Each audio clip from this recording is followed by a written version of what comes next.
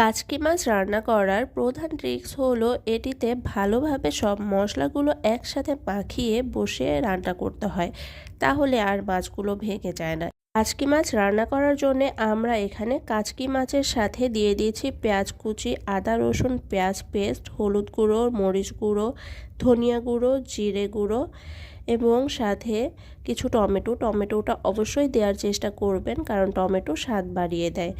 এখন এখানে লবণ এবং সরিষার তেল দিয়ে একসাথে সব মশলাগুলো মেখে নেব এবং সামান্য কিছু পানি দিয়ে চুলায় বসিয়ে দেব।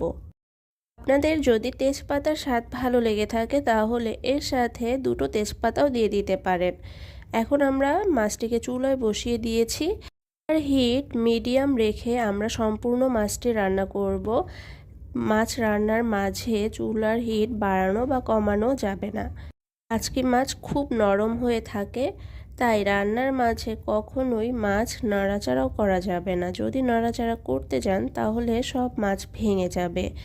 আমরা পানিটা গরম হওয়া পর্যন্ত অপেক্ষা করে এরপরে এখানে একটি ঢাকনা দিয়ে দিচ্ছি এবং মাছটি 5 মিনিট পর্যন্ত ঢেকে দিয়ে রান্না করে থাকব। আমরা শুধু একবারই ঢাকনা দিয়েছি, শুধুমাত্র পুরো মাছটা যাতে একসাথে সুন্দরভাবে সিদ্ধ হয় এর জন্যে। একবার 5 মিনিট পর্যন্ত ঢেকে দিয়ে রান্না করার পরে আমরা শুধুমাত্র পানিটি শুকিয়ে যাওয়া পর্যন্ত অপেক্ষা করব। পানিটা প্রায় শুকিয়ে আসলে আমরা এর মধ্যে কিছু ধনিয়া পাতা দিয়ে মাছটি নামিয়ে নেব।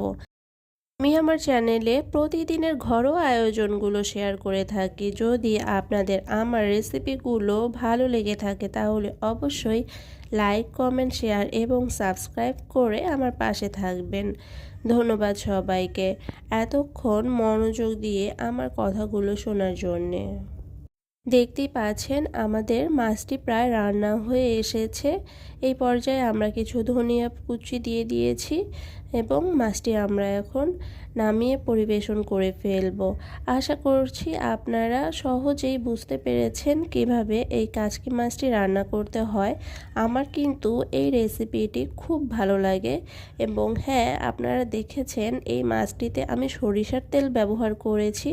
আপনারাও চেষ্টা করবেন এখানে সরিষার তেল দিয়েই রান্না করতে, কারণ সরিষার তেলে এই রান্নাটি অসাধারণ হয়।